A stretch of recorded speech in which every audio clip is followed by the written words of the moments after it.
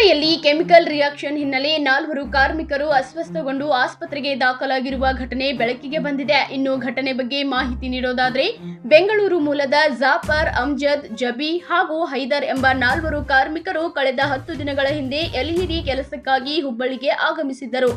ನಗರದ ದೇಶಪಾಂಡೆ ನಗರದಲ್ಲಿರುವ ಖಾಸಗಿ ಕಟ್ಟಡದಲ್ಲಿ ಅವರು ಕೆಲಸ ಮಾಡುತ್ತಿದ್ದರು. ನಿನ್ನೆ ರಾತ್ರಿ ತಡವರೆಗೆ ಕೆಲಸ ಮಾಡಿ ಬಳಿಕ 4 ಒಂದೇ ಕೊಠಡಿಯಲ್ಲಿ ಮಲಗಿದ್ದರು.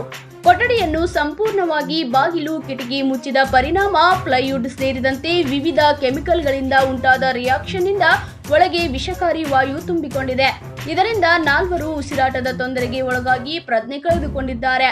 ಬೆಳಿಗ್ಗೆ ಅವರೊಂದಿಗೆ ಬಂದಿದ್ದ ಚಾಲಕ ಅಲಿಂ ಖಾನ್ ಕೊಠಡಿಗೆ ತೆರಳಿದಾಗ ಘಟನೆ ಬೆಳಕಿಗೆ ಬಂದಿದೆ. ಅಸ್ವಸ್ಥರಾದವರ ಬಾಯಲ್ಲಿ ನೊರೆ ಕಾಣಿಸಿಕೊಂಡಿದ್ದು, ಅವರು ಸೇವಿಸಿದ್ದ ಆಹಾರ ಹೊರಬಂದಿತ್ತು. ತಕ್ಷಣವೇ 4ರನ್ನು ಕಿಮ್ಸ್ ಹಾಸ್ಪಿಟಲ್ ಹುಬ್ಬಳ್ಳಿಗೆ ರವಾನಿಸಲಾಗಿದ್ದು, ಪ್ರಸ್ತುತ ಪ್ರಜ್ಞಾಹೀನ ಸ್ಥಿತಿಯಲ್ಲಿ ಚಿಕಿತ್ಸೆ ಮುಂದುವರೆದಿದೆ. ಘಟನೆಯ ಕುರಿತು ಹೆಚ್ಚಿನ ಮಾಹಿತಿ ನಿರೀಕ್ಷಿಸಲಾಗಿದೆ.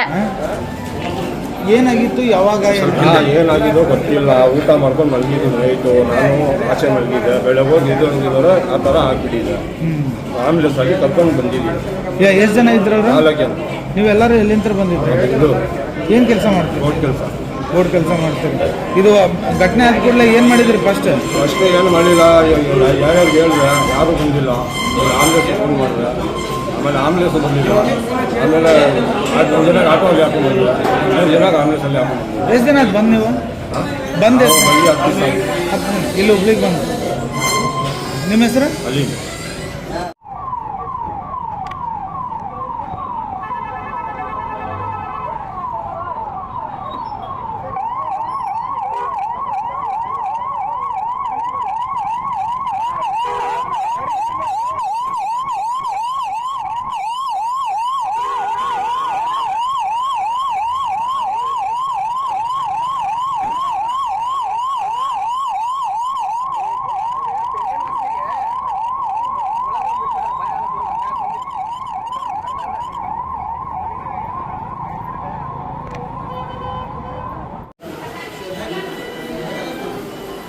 ಏನದು ಫೆಸಿಲಿಟಿ ಇದೆ?